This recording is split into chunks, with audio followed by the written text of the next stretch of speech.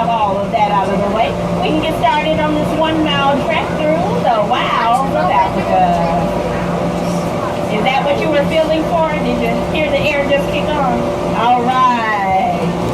Perfect. Now, as we depart the station, look right there in front of you. You're going to see the newest habitat here at the Dallas Zoo. Welcome to our 7th hippo outpost. Look right there in the water. You will see 2 big animals that kind of look like rocks with eyeballs there. They are our hippopotamuses. And if you have been missing out on the okapi, guess what? They are back as well as we travel along. Look at the mulch area. Look back there in the bamboo behind the tree. Tall, dark brown animal with white and black stripes on its leg. That is the okapi. Not a relative to the zebra, but a relative to the giraffe. Now our journey this afternoon is going to take us throughout several different habitats in Africa. We're going to start way up in the mountains of Kenya and go all the way down to the rainforest of Rwanda. If you look right there in your vehicle, at the front center console, there is a wildlife field guide. Please feel free to reference that guide at any time throughout our tour. I want you to be very familiar with the animals you're going to meet today. Remember, each tour is different. The animals are often different locations, so always keep your eyes peeled and keep your cameras ready. Make sure you have your cameras ready right now. Now, look at that very last mountain range at the very tippy top. That is the Aldad, also known as the Barbary sheep, and they are characterized for having that long fringe of flowing fur that flows from their chin all the way down their chest and even down their front legs. Joining him is the Nubian ibex, and they have those long curvy horns that can grow to be up to 4 feet long and weigh as much as 40 pounds on their heads. Now these guys are well suited for the mountainous lifestyle because of their hooves. Their hooves are concave shaped, which means that they're shaped kind of like suction cups, and that gives them a really good grip on that mountain, especially if they have to run fast to get away from predators like leopards.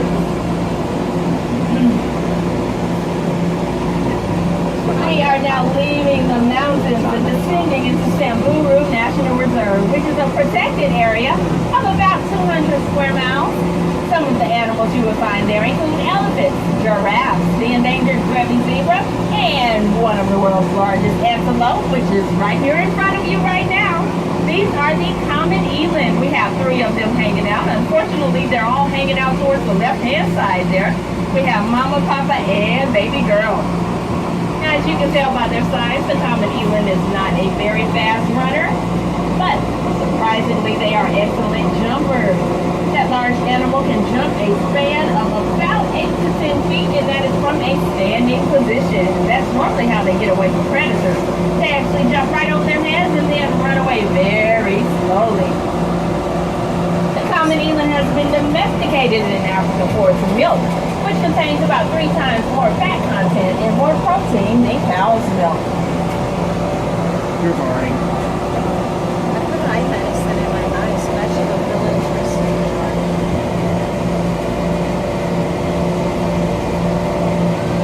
Our next 2 habitats we're going to enter and exit rather quickly, and they are rather small, so I'm going to let you know what you're looking for before we even make it there. We will soon be entering our prey and predator habitats.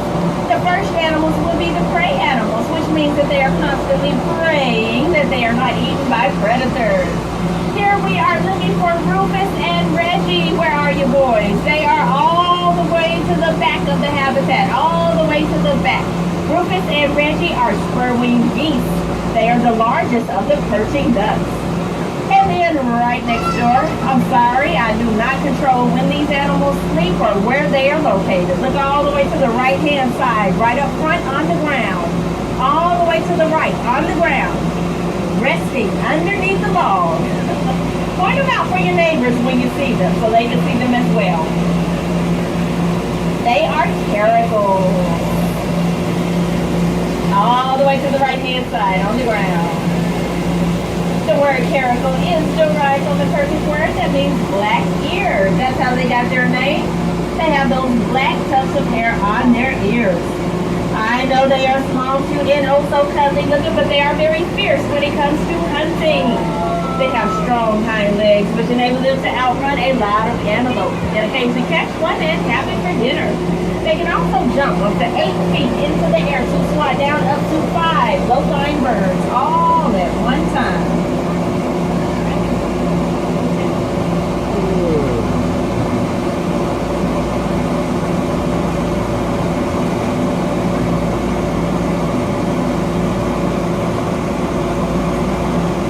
Goodness, looks like one of our hippos is migrating upstream. They are now entering the Great Rift Valley. The Great Rift Valley is a massive geological wonder that spans about 3,000 miles across the continent of Africa. It contains a vast diversity of plant and animal species, including over 400 different species of mammals and over 1,000 different species of birds.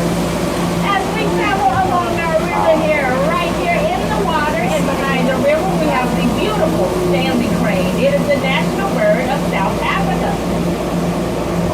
Also behind the river, we have a couple of birds with golden crowns of feathers on their heads. They are the East African crown crane. And then right before we go underneath the waterfall, beautiful photo opportunity, we have a couple of Dumastel cranes. They're the birds with the gray feathers and white feathers on their head. And a flock of great white pelicans. These birds have a rubbery pouch underneath their beak called a gullard. They use a gullard to hold 3 to 5 gallons of water and up to 20 pounds of fish all at one time. We're going to take a quick trip underneath the waterfall, sit back, relax, and enjoy. I'll catch you guys on the other side.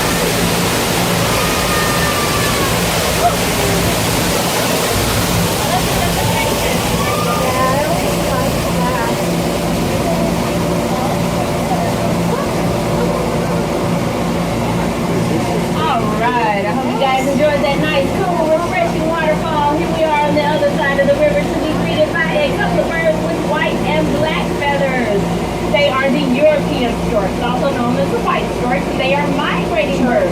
They spend 3 months of the year in Europe, the other 9 months in Africa. As we go upstream, take a minute and think about how important water is to everything on the face of the earth. So we have to do what we can, even at home, in order to conserve it. And that means doing the smallest thing, like turning that water off when you are brushing your teeth. Every little bit can help. As we enter the land portion, look all the way to the back. In front of the river, left-hand side, large cinnamon-colored animal with white stripes going down its side. All the way to the back, left-hand side, in front of the river. That is the critically endangered bongo. Critically endangered means that they are almost extinct due to loss of habitat and poaching. Here at the Dallas Zoo, as part of our conservation efforts, those animals, along with so many others, are part of a program called the Species Survival Plan. And that's where we breed them and try to get their numbers up so that hopefully one day they can be released back out into Africa and their numbers can grow and flourish on their own without human intervention. We're now leaving the coolness of the river habitat and heading into one of the most inhospitable places on Earth. No, it's not Dallas, Texas on a hot summer day. There's an area that's actually hotter than that. We're now entering the Sahara Desert. Look all the way to the right-hand side of the very back. A wonderful success story here. These are the scimitar-horned oryx, and they were once extinct in the wild. Yes, indeed, they no longer existed. But Texas zoos and other protected animal agencies, they have been bred. And there is a small group that has been re-released back out of Africa. And now their numbers are growing and flourishing on their own without human intervention. We are so happy about that. So back to Busch Gardens. Those are toasted marshmallows on sticks. Very cool to hear that they're back in the wild, though, because they weren't when I was working at Busch Gardens on Ryan Raleigh. Well suited for the hot, dry desert lifestyle because they can go many, many months without drinking any water from any major water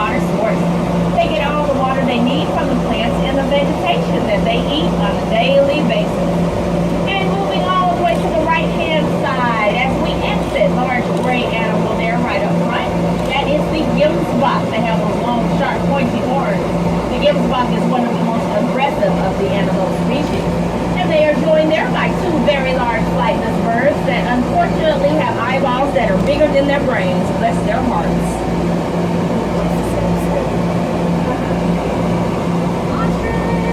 Small squirrel habitat coming on next. There's your ostriches. Looking towards the center of the habitat, we have two lappet-faced Hide vultures right that are there. perched there. The word lappet means wrinkle. So if anybody ever calls you lappet, I'm so sorry. That is not a compliment at all. The lappet-faced vulture is the largest vulture that you'll find in Africa with a wingspan of about 9 feet. They are scavenger birds, which Right means there. that they'll eat anything and everything dead that they can find. And they were joined there by a couple of birds with golden crowns of feathers on their heads. They are the West African crown cranes. A small forest habitat coming up next. Looking down, you'll find 4 big round shaggy antelope. They are blending in very nicely with the ground cover there. They are Nyala. All 4 of them are males. Only males of the species have horns. The females do not. And don't forget you have that wonderful wildlife field guide at the front center console. Please feel free to use it as we enter the more open grasslands of the Serengeti. And as soon as we enter large gray animals with white stripes flowing down their sides, they are the lesser kudu. Not that we like them any less, just means that they're smaller than the greater kudu. We also have a flock of marabou storks hanging out here. They're the birds with long, sharp, pointy beaks. They are scavenger birds, just like the lappet-faced vulture is. All the way to the back, walking on the trail there, we have the critically endangered Somali wild ass. And then all the way to the right-hand side, as we exit, there's a bird that looks like it's wearing black pants and has black feathers coming out of the top of its head. That is the secretary bird. It is actually a raptor. Also, as we exit, there is a tree. A very large tree that looks like it was planted upside down with a roof on the top, and it has no greenery on it whatsoever. That is a replica of the baobab tree. The baobab tree is the biggest and oldest tree that you'll find in Africa. That tree is very important because it can hold hundreds of gallons of water in its trunk. During seasons of drought, people and animals will go up to this tree, peel the bark off, take a nice cool drink, and that will actually sustain a lot of life there until the rains come back and fill up their rivers and lakes with their drinking water. If you guys remember the movie The Lion King, it is the tree that Rafiki the baboon lived in. He called it the tree of life. Now I invite for you guys to have your cameras ready. We are now at the steepest part of our tour. We are entering the Kimberly Clark Chimpanzee Forest. As we enter, if you look all the way to the right-hand side and look up in the sky, there's a beautiful photo opportunity of the city of Dallas right there at your fingertips. And then if you look down, you will find our chimp troop just hanging out this afternoon. And we have 3 generations of chimps here today, including baby Mashindi, who just turned 3 years old this past January. These are very intelligent animals. They know how to make and use their own tools. And they'll actually pass that information down from generation to generation. But one thing you will not ever see the chimpanzee do is monkey around. That is because they are not monkeys at all. They are actually part of the great ape family along with gorillas, orangutans, and bonobos. An easy way to tell the difference between a monkey and an ape is that monkeys will always have Another some one sort of right there. tail. We're going to go through a portion of the Grumeti River, which contains a very large population of Africa's largest predators. Look very close to the river there, right up front. You will meet 2 Nile crocodiles. Now they are ambush predators, which means that they'll sit very still for hours, sometimes days on end, just waiting for some unsuspecting animal to come take a cool drink of water, and all of a sudden, snap! Dinner time for the crocodile.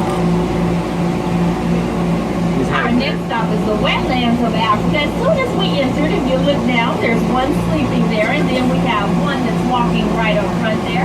These are the wattled cranes. They are Africa's tallest cranes, and they're named for the wattle that's underneath their beak. They have a wattle kind of like a turkey does, only theirs is covered in white feathers. They are monogamous birds, which means they're mated for life. They normally have 1 chick a year. They'll raise that chick, send them on out, and hope for the best. For just a couple of minutes, we're going to be traveling through the rainforest of Rwanda, which is where you another endangered species. If you walk on our gorilla trail, you will find the J.K. Hammond Gorilla Research and Conservation Station. You can walk into that building and view those animals from there, but you can also find out what we are doing here at the Dallas Zoo to try to help protect and save that endangered species. You guys are helping us out with that just by coming out today and paying your admission or showing your membership card. You're saying that you care about these animals and you want to see them around for future generations to enjoy. So we say thank you so much for coming out to support us today. If you haven't been to the Giants of the Savannah yet, this is a perfect view of the entrance. In the Giants of the Savannah, you will find a herd of African elephants.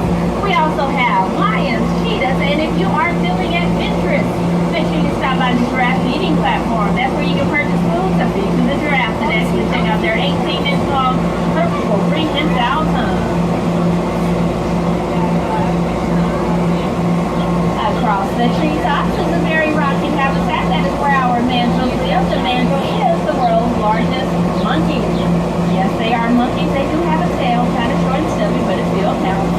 We have a family of 3 hanging out there today. They love to hang out at the front glass area, so make sure you stop by there and wave hello to Saffron, Baby Obi, and our apes? They don't have tails. His name is Jax. He's the one that's very colorful on his face and hiney area. And right next door to the mandrills, you will find our favorite tuxedo friends. They are the African black-footed penguins, yet another endangered species. They have lost about 90% of their population over the past 10 years. And that is due to loss of nesting habitat and also a loss of their food source, which is fish. That's why it's so important for us to keep our waterways clean, keep pollutants out of the water. Also, we use reusable shopping bags instead of those plastic ones. That will help out tremendously. The last area that we're passing over today is our Wild of Africa Grill. If you guys are hungry or you just need something cool to drink, make sure you stop by here and grab something before you head on over to Zoo North. That's where you'll find the children's zoo, tigers, koalas, and of course everybody's favorite animals, all those big old snakes